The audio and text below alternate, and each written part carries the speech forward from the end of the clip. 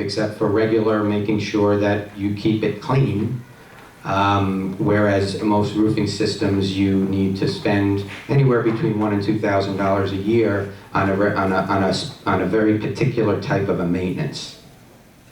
This company, Duralast, started as a pool company, pool lining company. So they're used to having, and this roofing system is now in existence for 45 years, and it's used to handling pooled water, which happens on flat roofs, so that you don't have any penetration. You have the bids in front of you, of course, on both re-roofing and on recovery. Isaac's Roofing is giving you a bid on what's called a TPO system, which is a system similar to Duralast, and this particular roofing system does not carry that type of a warranty where it covers everything. Well, as a matter of fact, back to the Duralast, Duralast also covers your content. If something is ruined inside the building, although you have insurance for that, they actually will cover it from year 1 to year 16. So for 16 years, you have coverage even on your interior.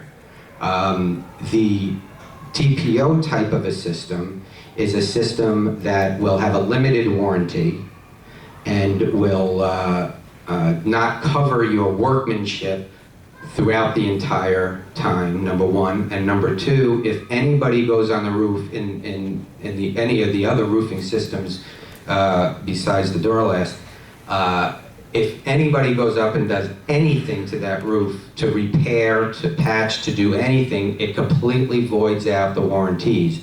And you can forget about the 20-year limited warranty that they have.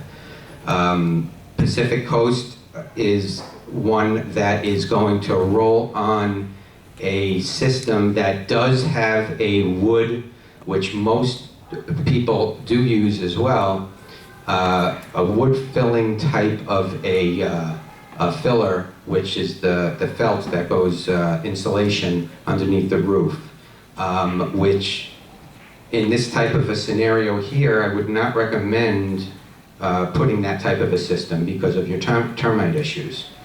So those are the three companies that you have before you. And you also have your letters from the insurance company, from the engineer. I have a question. I see Sure. here that one of them says they're not going to remove the roof. One of them said that. Yes, well, that, One said they're not going to remove the roof, they're going to cover the part. yes, re-roofing and recovery are two different things. Re-roofing is completely taking your roof down to the concrete, Is that a better idea? and engineers like that. Doesn't mean that that you're not covered. I would recommend definitely doing that if you didn't have the type of a warranty that Duralast has. So, for example, if you are going to go with any other system besides the Duralast because of the warranty, then you would want to go down to, you would want to rip the whole thing off. Now, Duralast is going to keep some of the existing roof, and they're going to...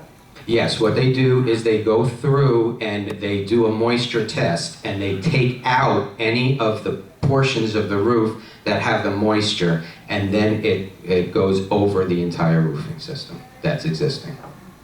But just want to clarify, with the Duralast,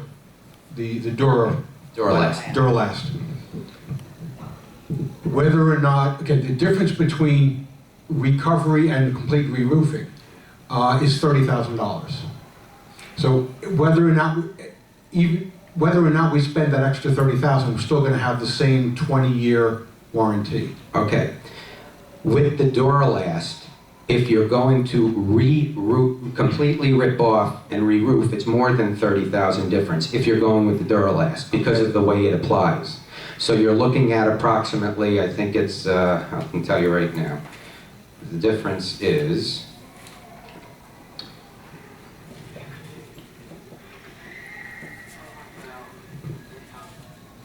64,000 difference? Yeah, it's 189 to 117. Yes. Okay, so it's a $60+ thousand difference, but there's no difference in the warranty. No, there's no different. The warranty is exactly the same, which is why in that bid, that the contractor is stating that it's, in his opinion, better to just go over it because you have the same warranty regardless. Now, also understand that when you're working with Duralast, the company, is here as well, not just the contractor, inspecting every step of the way. And they give their approval prior to going for a final from the city, and they personally, that company signs the warranty for the 20-year. That's not. Okay. The other company's Isaacs, and the other company's Pacific Coast. NAP is the Duralast. Yeah. Well, he 1 second, Jerry. he performs the work under Duralast's direction. Duralast comes in and supervises the entire process from the preparation to the installation to the post. And they're the ones that, they're very strict with their roofing because they have a lot to lose because they're giving it 20 years completely. No roofing company does that. Jerry, you had a comment? No. The problem that I have in casting a vote is my ignorance. We were just given these proposals a half an hour ago or so. And even if I had it a day in advance myself, I don't think that I'd be able to, I don't have enough knowledge. But I do know people in this business. I have my own roofer here in Philadelphia. I know we have a very competent gentleman in Florida that is familiar with roofs, friend Paul Pickett, who used to live there. I need a little time, 48 hours, to make any kind of judgment that has any value. So to give me this just before the meeting and ask me to choose between three based on my knowledge level is really not fair.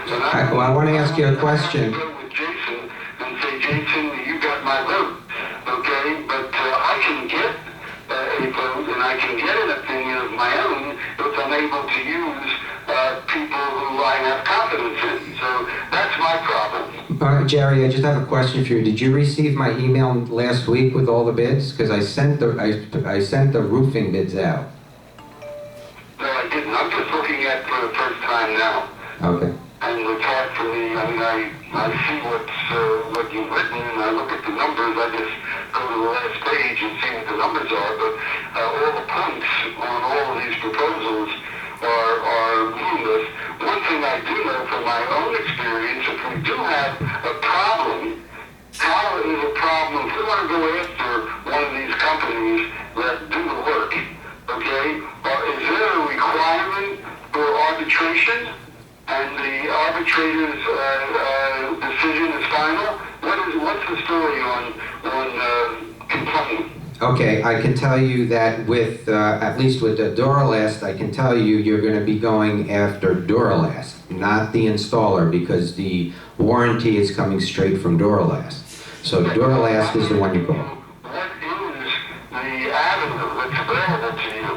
If it's strictly arbitration with the arbitrator's decision final, I don't like that. I've had bad experience with that because I believe that the arbitrator and the large company are working together because that's who they can look forward to more business from. Whereas the consumer, which in this case is the association, once their relationship is done, for the most part, they're done. So I stay away from proposals that only have fixed arbitration where the arbitrator's decision is final. So your concern is conflict resolution and how that's addressed in the contract.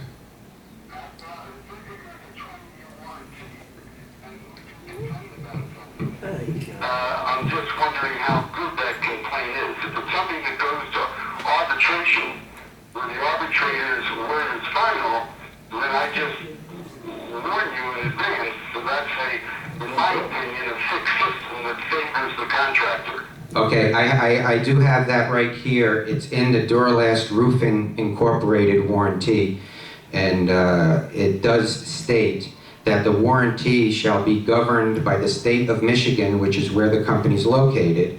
Duralast and owner hereby agree that the Circuit Court for the County of Saginaw, State of Michigan, shall have the exclusive jurisdiction to determine any and all disputes or claims relating to this warranty, this limited warranty, and do hereby submit themselves to the sole personal jurisdiction of that court. Does that answer your question? I'll go there.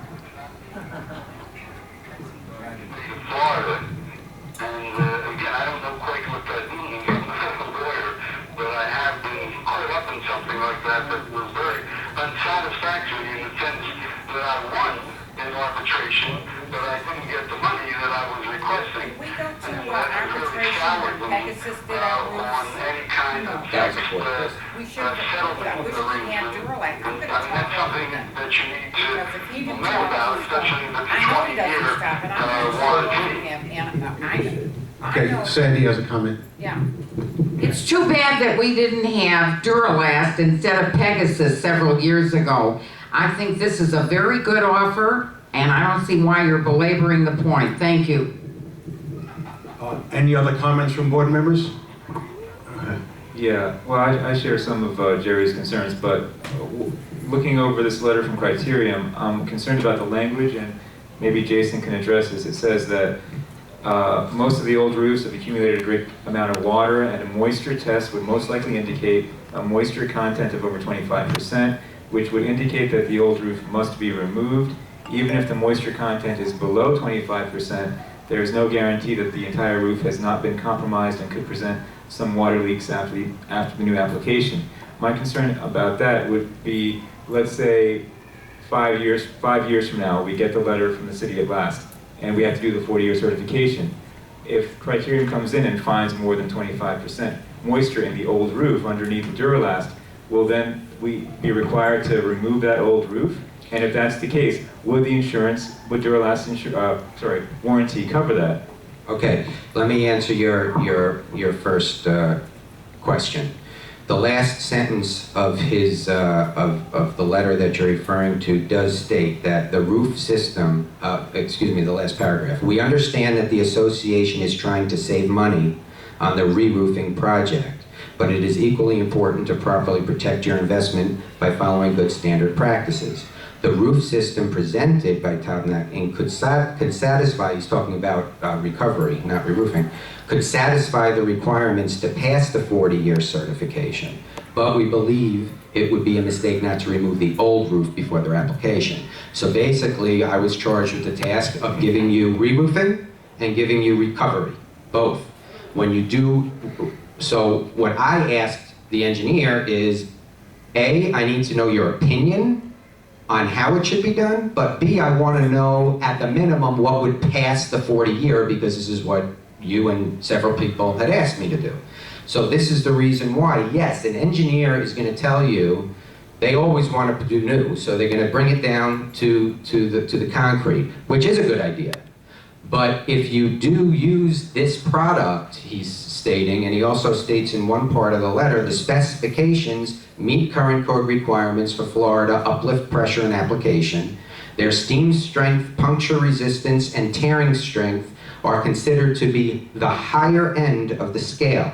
Their 20-year warranty seems to cover any deficiency or damage derived from the application of their system. So in the event that you wanted not to remove that, what he's saying is, yes, it will pass the 40-year, but still, it's always better to completely do a removal. Since Duralast offers the best type of a warranty on the market, is where he's saying, yes, it will pass, because anything that goes wrong, they have to come in and they have to redo. So you're saying the warrant... I'm not so sure I'm not so sure that they say it will pass. They say could satisfy. Maybe it could, and maybe it won't. But if it doesn't satisfy it, would the warranty cover it? If, as I said, 5 or 6 years from now, they do a test, Criterium does a test and finds 25% moisture underneath the Duralast, would the Duralast warranty cover any mitigation that we have to do to address that kind of problem? Well, the warranty covers if there's any compromise, meaning if there's any leaks anywhere and there's any damage anywhere. I would have to check with them, but I would tend to think not.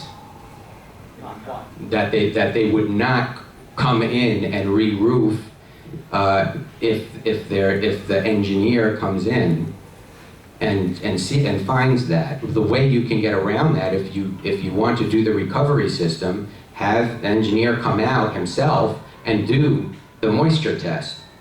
If the moisture test at that time is lower and then later on shows higher, then I believe it would be covered. I can get that in writing, but that is the only way that would even be possibly covered. Well, plus, in the contract for this Duralast, they do a moisture test before they even start to decide if, in the recovery process, that what needs to be removed and what doesn't. So they are doing a base test before they even start. They're not just gonna go up on the roof and then put this new roof on without doing the testing, and that's in what they say they'll do. But I understand that, but I'm concerned about, like, 6 years from now, if that's the time when we get a letter from the city, and then somehow there's been some penetration to the old roof, would the warranty still cover that? If you can prove it was because of. If you can prove that with their testing, yes. I can get that in writing.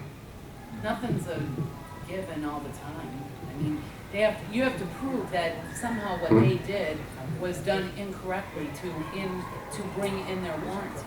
If they did nothing incorrect and everything, then you're gonna have a hard time proving that, and then no warranty's gonna stand up to that. It always is promulgated by something that they did. So, you're asking for something that doesn't exist. Any other comments from the board members? Sid? Jason, have you or A&G had any experience with 1 second, Jerry. Well, Jerry, 1 second. Sid already started talking. Jason, has your company or you had any experience with this company, working with them? I did not work with Duralast. I know people who have, and they were happy, but I personally have not, if that's your question. Has A&G ever had any of their clients use it? I can't answer that, I don't know. I know we've worked with, and we know people who have used this product. And they're happy with it? Yes. When would this work be started?